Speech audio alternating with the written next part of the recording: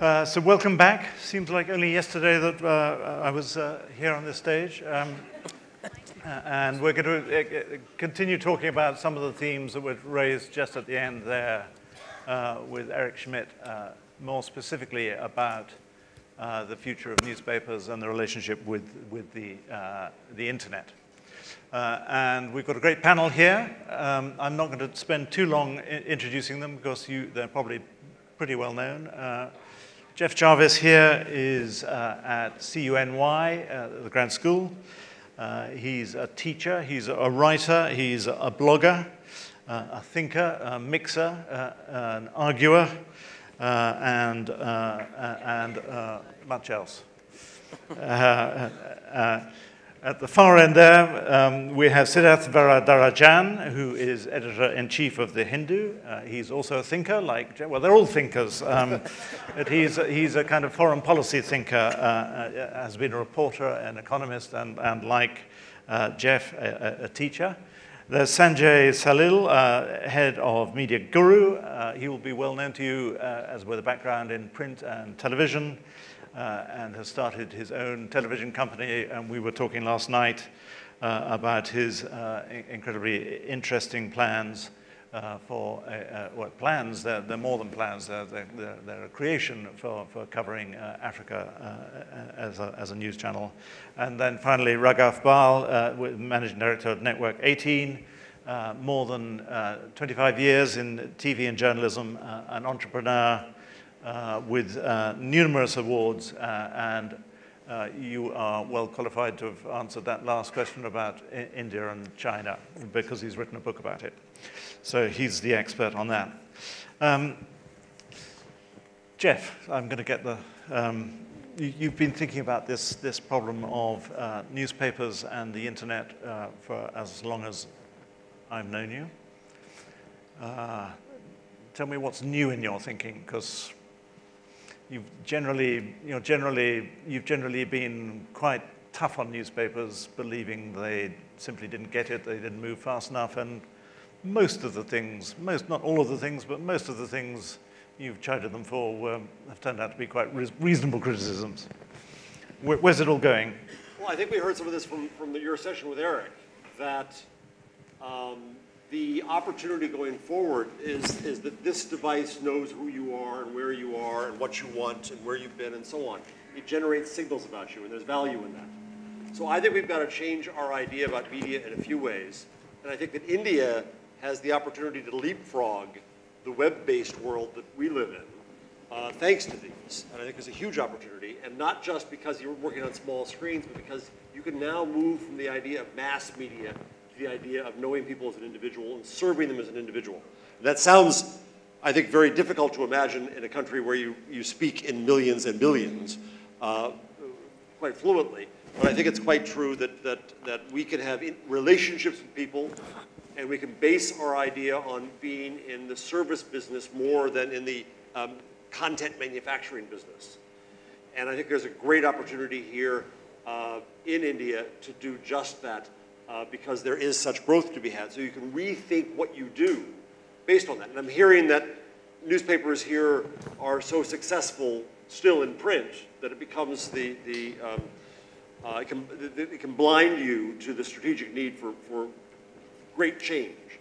But I also hear smart media people in this country, in my too short time here, recognize the need for that change. And so I think that the hard part is going to be cannibalizing yourself to create new models in new devices, new relationships, new forms with new people. We'll come back to that.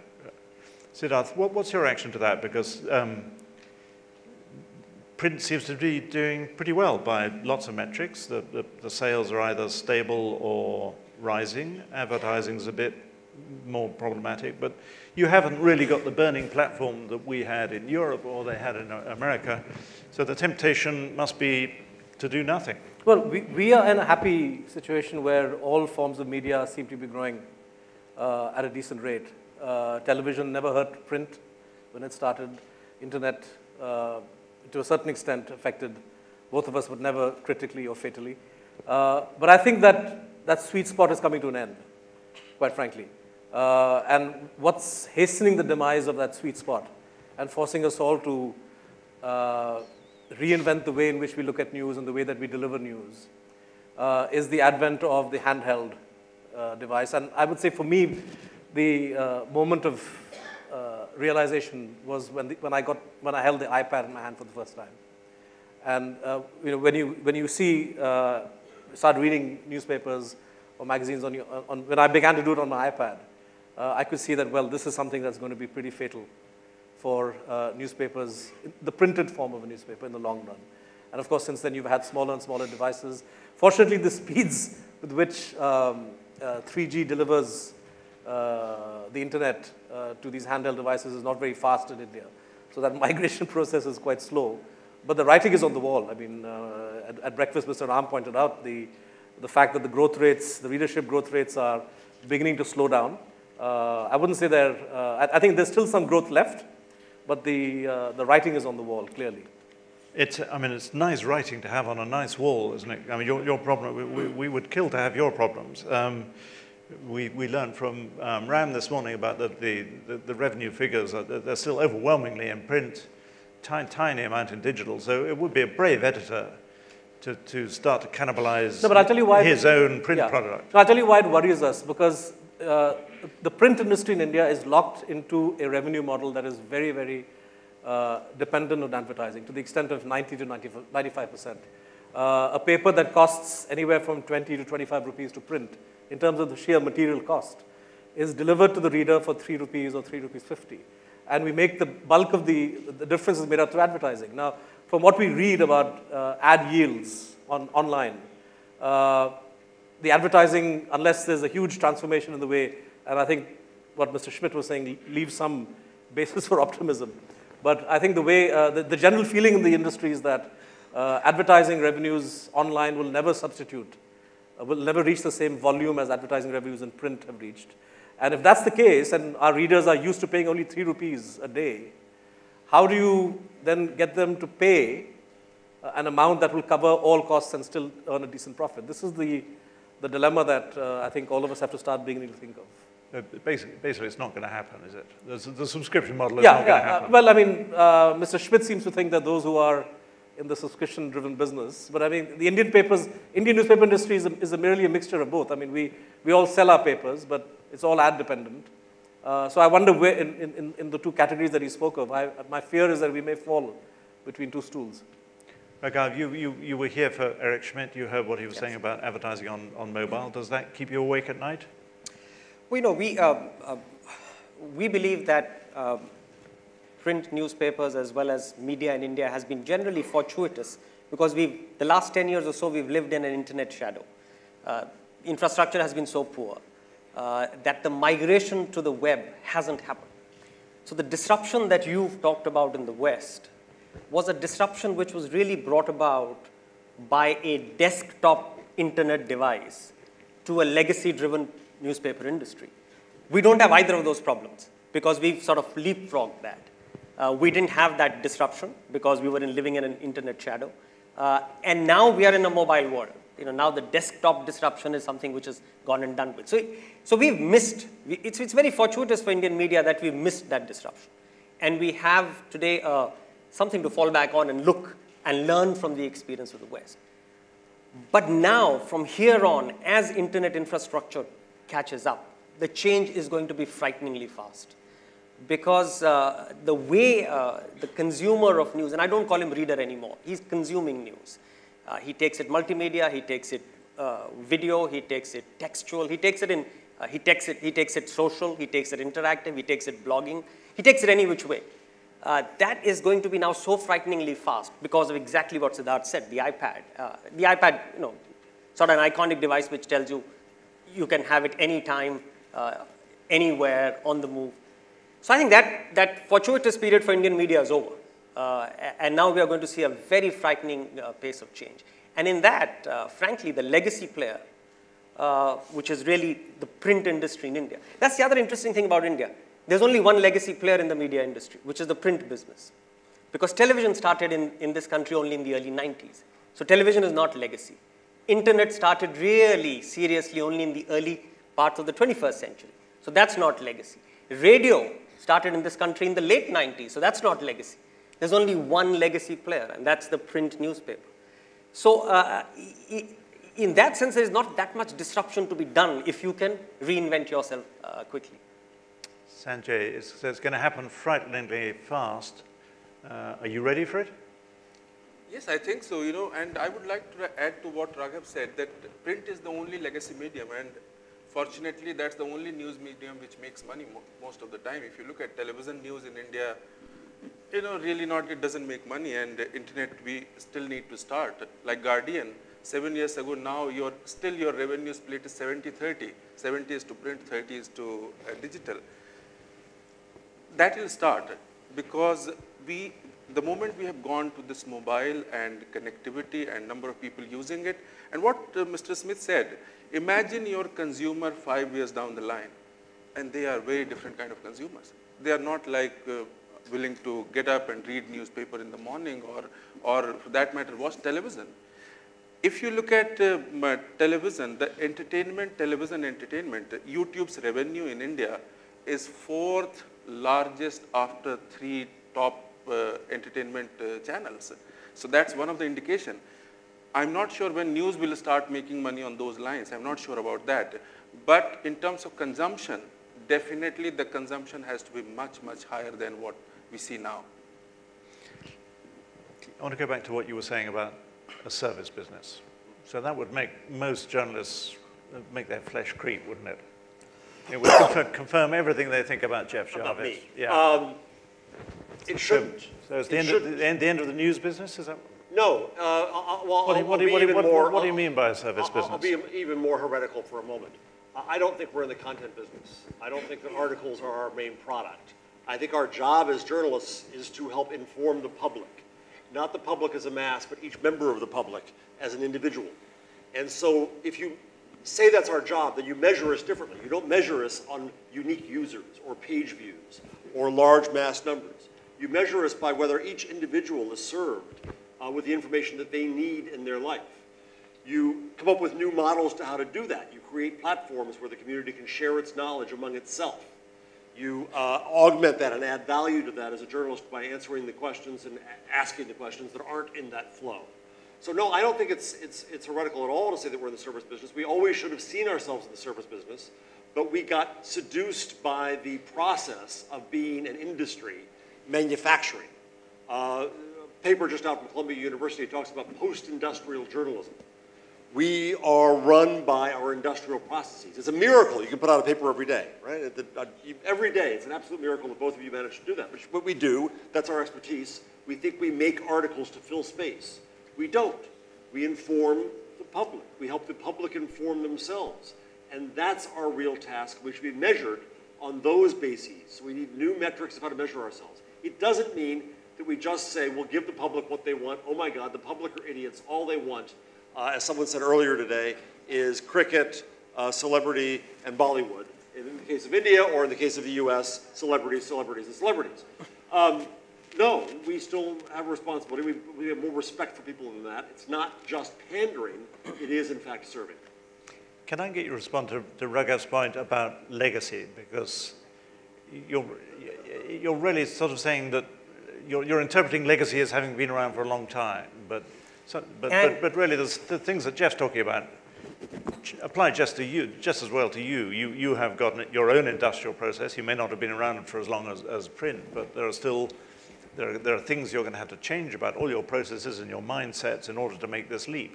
No, by legacy I meant not just the age of, yeah. I mean that in India is a given because all other media really came in the 90s. Yeah. So you were forced to be the single legacy player. I mean television news could have started in the 60s in this country, but did not. Started only in the middle 90s. No, by legacy I meant exactly what you're saying, the mindset of delivering news.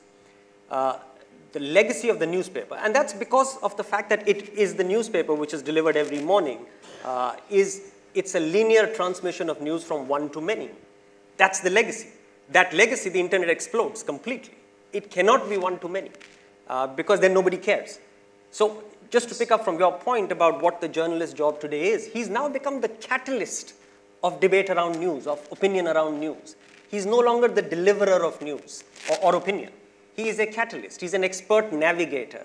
Call him by any of those adjectives. But I see news, and we've seen that. We've experimented with that in some of our internet portals, as now a giant matrix, where the journalist is at the core of that matrix, but he's not delivering one-to-many.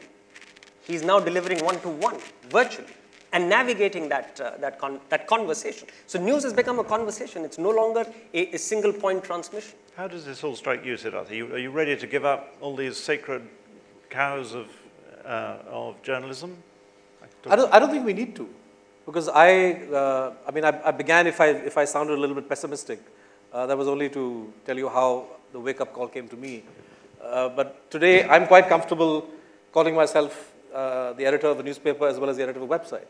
And I think increasingly that's the way we have to think. And I don't share Raghav's. I think, in my view, television is equally legacy. And it's a part of legacy that's actually going to be hit even harder by the internet than print is. Because what's happening in many households is that, where earlier an entire family would sit around a television set and watch it. They now go off to their individual iPads and PCs, and maybe one person, maybe nobody's left watching television. And as newspapers like the Hindu or other papers get more adept at using multimedia, and that's the direction many of us are going, you have technologies and you have ways of delivering a lot of what primetime television does in the evenings. The USP today, most television stations, news television stations at night, in the band from say 7 to 11, or let's say 8 to 11 p.m., no longer focus on the delivery of news. It's all chat. It's all debate. And that's something that anybody with a website that's visited by 1 million people could easily set up through Google Hangout or whatever.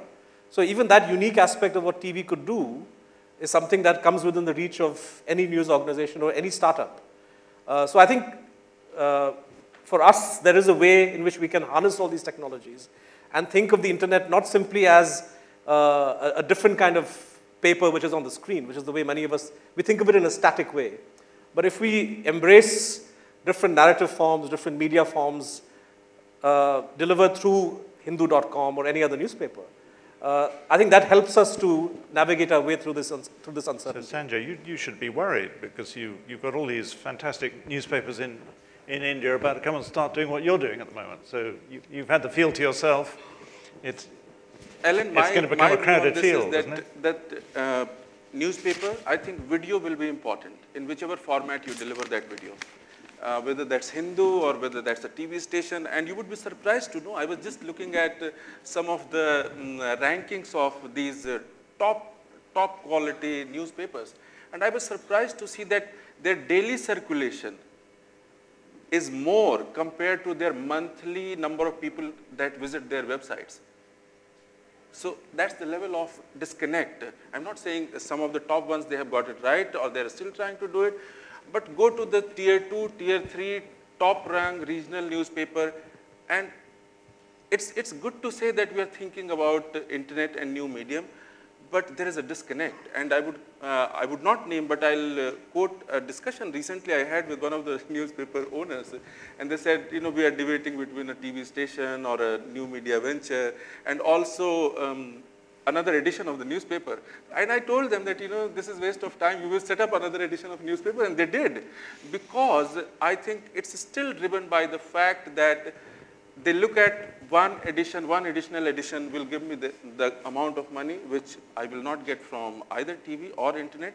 But the key point, I think, is video has to be delivered. The way news is presented or has to be presented in internet format or mobile app, mobile, etc., it has to be far different than what it is being done now. Most of us are still taking that story, almost same format, and putting it there. I think that has to change dramatically for India. India has not done it yet. Most of them have not done it yet. And video has to be the central focus of the delivery. Jeff, if every newspaper now talks about multimedia and doing more of that. Have you seen any successful examples of them doing it?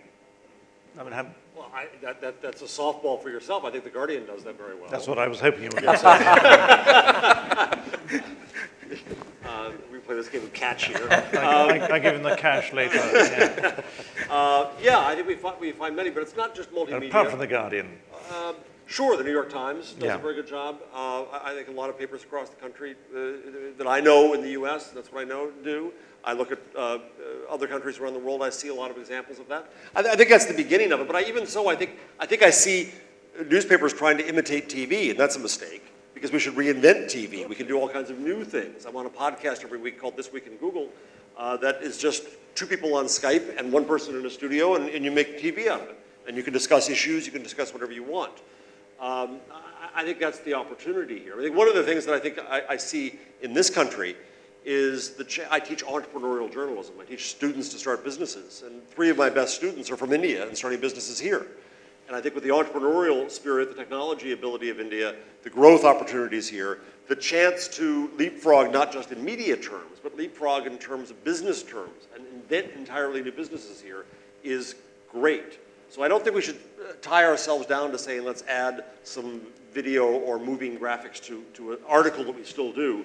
We should question the form of the article, question our relationship with the public, create new business models and new opportunities out of this. Is the very word television going to be a bit out of, I mean, is that going to be a meaningful word in 10 years' time, 20 years' time? Television. Television, yeah, because, I mean, are people going to be watching televisions, or, I mean, what kind of screen is Siddharth going to be using? Where's this meeting point all going to begin to happen?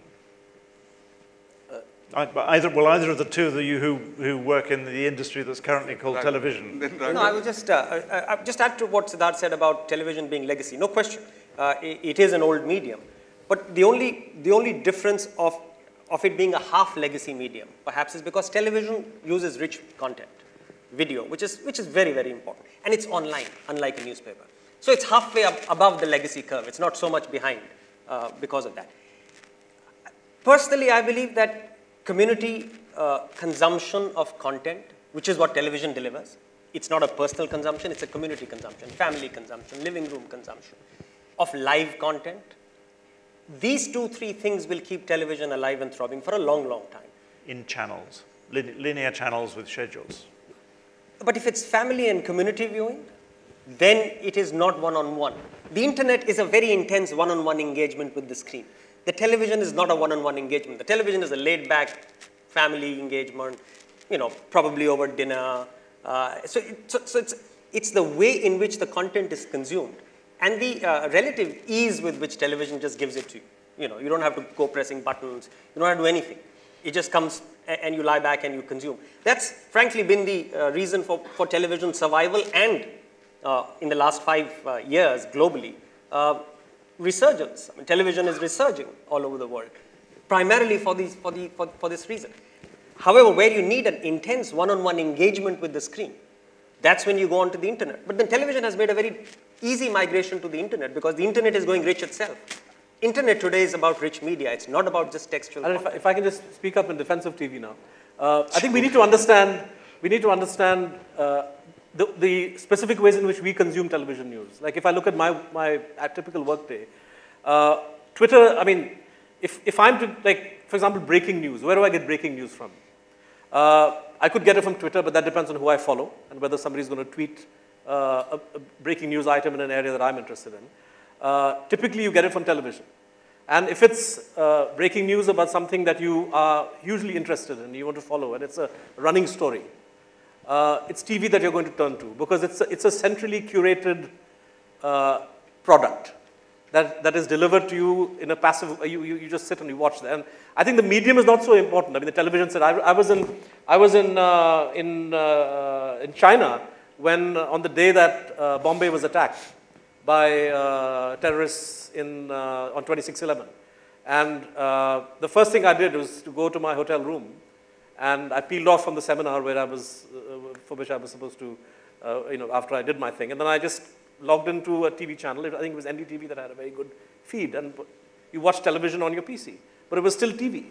So I think that the requirement or the ability for a television station to deliver this, editorially driven package is something that will always remain. And I don't think individual tweets or individual, different diverse, you may still want to, open 10 screens and see what's happening on Twitter, see what's happening elsewhere. But if you want that, the one big picture delivered to you continuously, it's still TV that you turn to. And I think that underlines the need for strong editorial processes to be put in place. Because at the end of the day, whether it's newspapers or television news, it's the fact that people are going to come to us because they respect the editorial or curatorial process that we have in place, the filtering process. We allow a reader or a visitor or a viewer to, they trust our judgment about what's important and what's clutter, what's noise. And that's what's going to stand us in good stead as technology evolves. One of the new bits of jargon that says that the language keeps changing and the problems or the opportunities that you have keep changing. And since the invention of the iPad, how old is the iPad?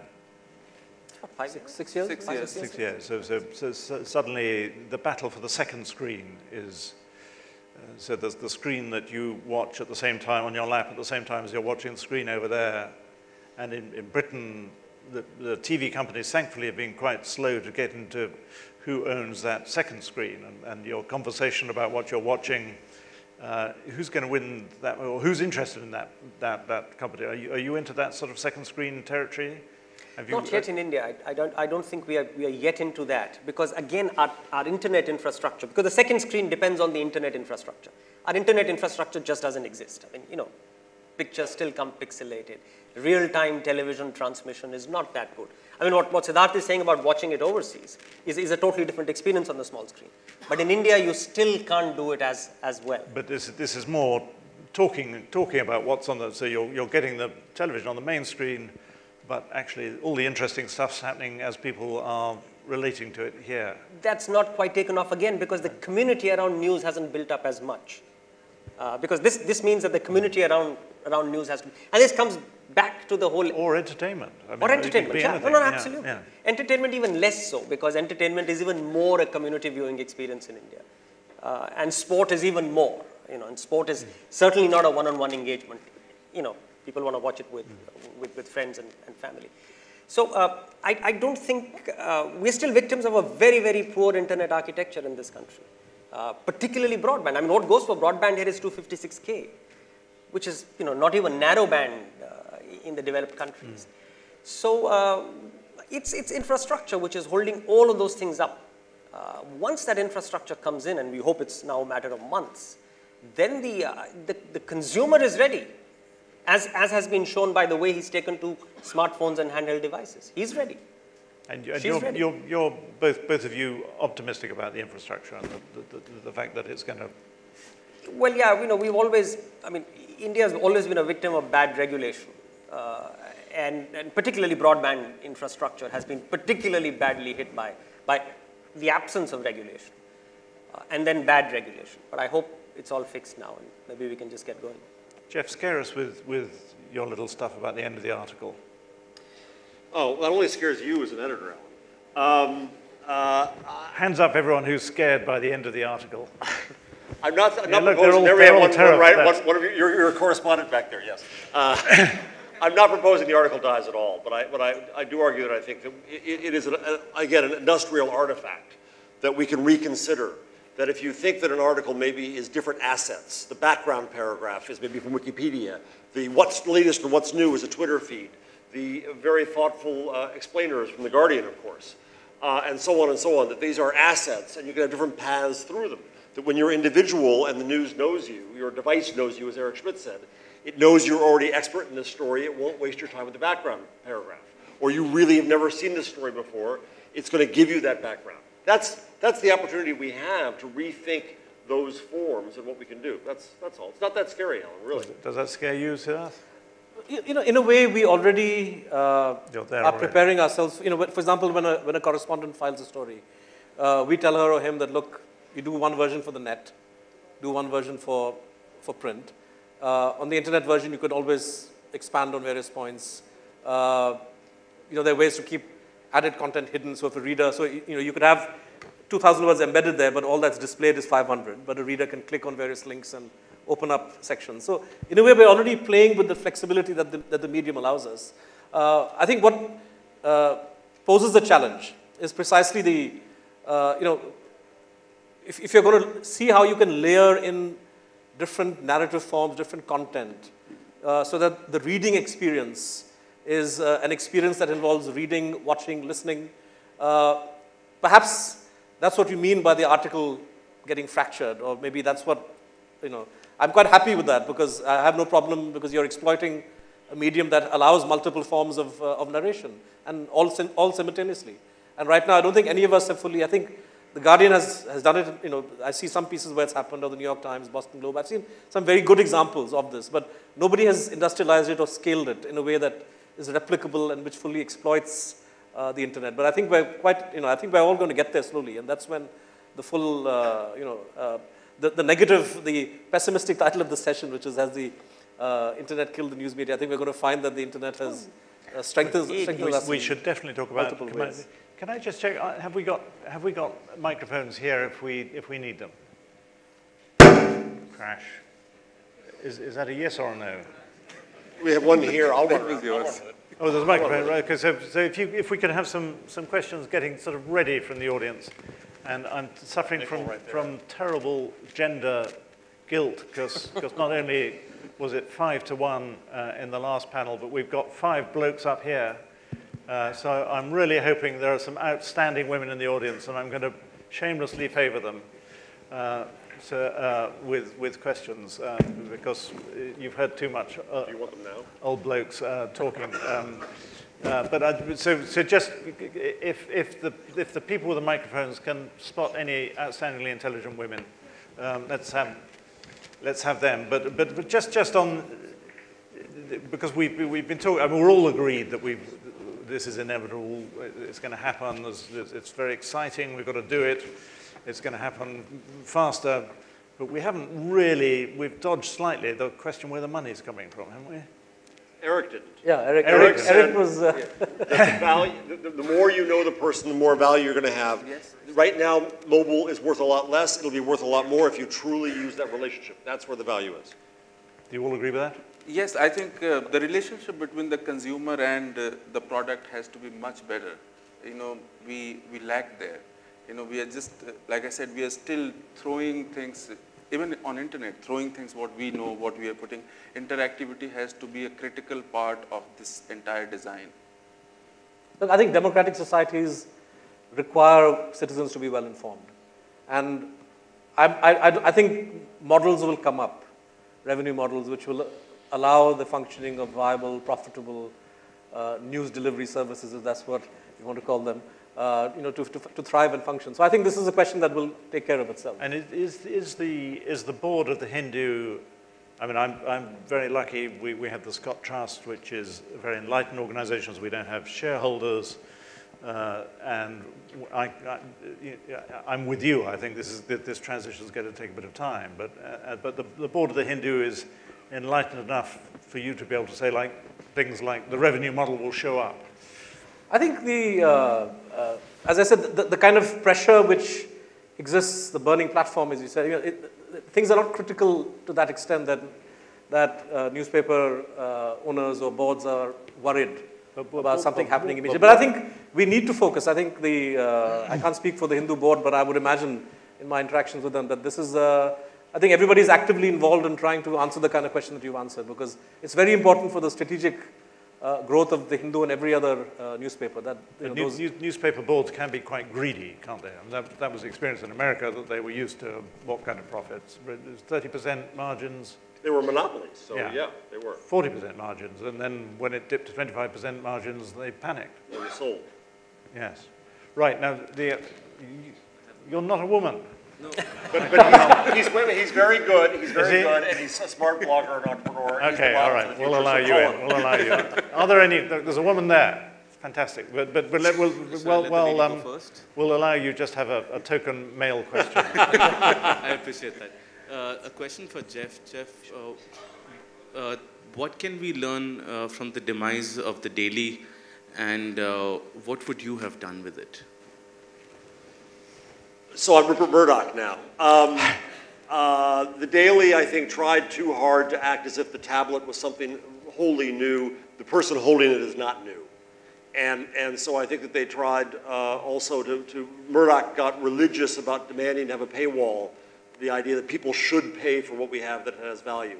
I think that's the second mistake. The third mistake of the Daily, which was, again, a tabloid-only newspaper in the US, was that by all accounts, it wasn't that good. It was pretty good, but it wasn't so special that you had to have it. But in terms of form factor and just the way the stories were dealt with?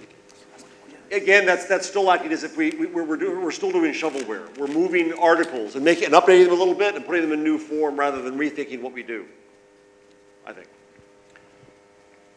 Madam. Thank you. So I'm Shaila Rashid from Internet Democracy Project. I've noticed on all of these social media debates that every social media debate has a tendency to turn into a social media versus traditional media debate. For a long time, the relationship between social media and traditional media has been antagonistic, but I think many people, like CNN was the first to start iReport, and now I think Guardian has arrived late on the scene, but they have with citizen journalism. So I want to bring one point out, which repeatedly comes up in new media debates, which is rumors, the tendency of the potential of social media to propagate rumors. But you know, every time a minister appears on the dais, he'll give you an example of how social media was used to create rumors and then create unrest. But this isn't unprecedented. Rumors rumor is not something, it's not the invention of social media in any case. There were rumors even in the pre-new media world. There used to be rumors and they would instigate violence. I think what they need to get right is how to curb these rumors. And there have been times, for example, Mr. Shashi Tharoor, he was misquoted by the Times of India. I think a statement that Tarun Tejpal made at the JLF, Jaipur Literary Fest, it was attributed to Mr. Shashi Tharoor. And very quickly, he used his Twitter account to counter the same rumor. I couldn't make the point when Mr. Shashi Tharoor was here, but it works both ways. Like, rumor is not, like the social media does not have any monopoly over the rumors. There have been times when the print media or TV has propagated rumors and social media have been used to counter them. So it works both ways. Another thing about authenticity, there's always this thing about authenticity. Newspaper reports are more authentic, social media reports are less authentic. But what does authenticity mean to marginalized groups, for example, whose voices have never been reflected in traditional media? For them, authenticity could also mean an accurate reflection of various points of view, there's a lot tied up in that question, so let me see. It was just a comment, I think it was. But it's a very perceptive comment. So the boundary is the dangers of social media and the relationship between what you do and what social media brings. I don't use, I would hesitate to use the word danger in relation to social media because it's something that I find extremely useful. Of course, you have the possibility of it being misused, but as she says, traditional media has often been misused and is misused today as well. Social media has a self-correction mechanism. For me, what's valuable about social media is simply that I think the ability of readers to call mainstream media to account is something that cannot be minimized. I think it's, this could be something relatively harmless, where somebody points out, a small factual inaccuracy, or a reader somewhere could flag something that's more serious. A newspaper, as you know, Alan, has so many different moving parts, and it's impossible to monitor all of them at the same time. So mistakes do occur. For me, that's what I find very valuable about the social media. That you have conversations, and as long as they're civilized, they produce very good outcomes. There is a small section, of course, which can be quite uncivilized, but they tend to be politically motivated or just trolls. Another question. It's from a man, but Happy to be a man. Is there any women? There's a woman there. Fantastic. Can we get her on microphone? But we'll have the question from the man, another token man to begin with. Yeah. First, happy to be a man. Second is that, apart from the death of the article, isn't the death of serendipity worrying the panelist in terms of personalized content? Everybody is seeking what they know, more of what they know, and not more of what they don't know. So is that a worry for the panelist? You know, when you pick up a newspaper, you often stumble across lots of news which you didn't really know has happened. But as people personalize, they block out a lot of other content flows. The second point is the death of media is caused more by under-resourced journalists rather than internet. Would you agree? Sorry, just explain the second question. The death of, the killing of media is more because of under-resourced journalists and news reporters rather than the internet and the online media. Who wants to take the personalization question? I mean, it's a valid point, isn't it? The personalization it stops you knowing the things that you didn't know that you didn't know. That's a very personal trait, isn't it? If you have the spirit of inquiry, then the internet is such a fantastic tailwind to that spirit. But if you are the sort of person who likes to, be more and more within the silo, then you'll stay within the silo. So I don't think the medium dictates personal behavior there. I think personal behavior dictates. In fact, isn't the opposite true? Yeah. I would think that you go to a site and you have 10 links, and it often happens. You go deeper. In fact, surfing can be a very time-consuming experience precisely for that reason. That you end up following and chasing rabbits here and there, and after half an hour you know things that you never knew before. So I think internet actually, from the serendipity point of view, is I think far better, far more powerful. Far more powerful. Far more powerful. What about the reduced budgets? It's actually our fault. May I answer that? I mean, I think that if traditional media and newspapers are in crisis, or there is a crisis approaching, a lot of it has to do with under-resourcing is one aspect, unethical practices, the fact that many papers and media houses don't have proper editorial supervision of what they do, managers decide things, advertisers decide things. All of this is undermining the credibility of traditional media, and I think social media does a very good job again of calling out newspapers and television channels and others who do this sort of thing.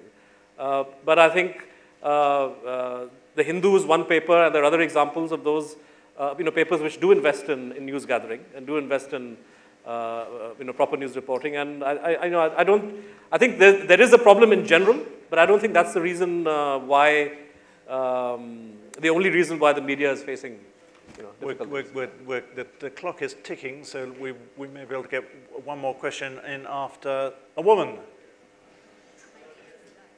Can you say who you are?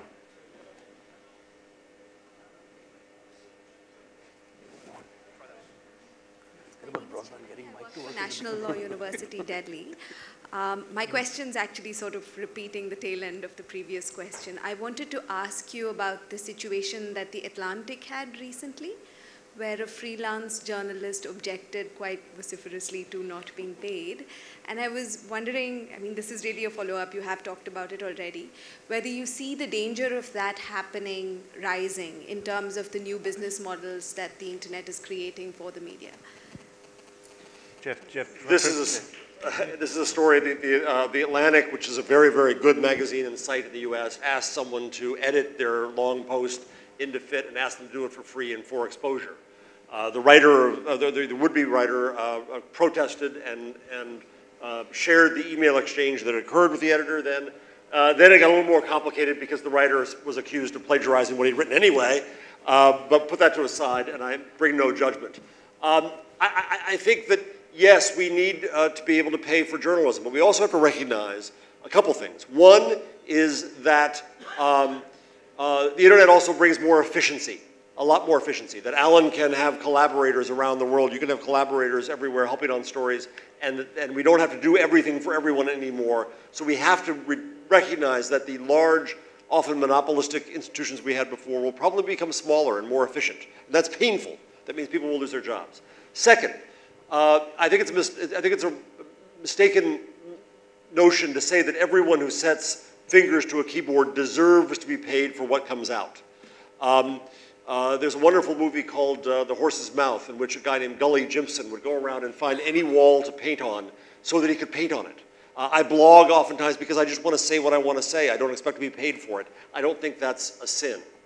And I'd like to just make one last little detour here. to the point that came in the first day this morning. I think that we have to say that social media and what we do is not necessarily just media, it's often conversation. And in that conversation there is value. And we have to recognize that as well. And so part of what we have to do here is also protect speech. I was glad to hear the very first talk this morning from Minister Bahl, is that his name correctly? Yes. That he endorsed the idea of free speech, but I also recognize that immediately on Twitter, we could see links to things that showed that there are some unfortunate pieces of legislation involving free speech, and there's efforts to filter the internet. These things are disturbing, and I think what we have to do is not say that content is constantly controlled by media or by government or by anybody. It's all of us talking. Some will be worth money and paid for, some won't be, and it's still okay. There's a big flashing light there saying time is up, so I'm going to have to bring an end to things. I'm sorry about the questions we didn't get to. It's been a great panel. Can you put your hands together for our panel? Thank you very much. Thank you, Mike.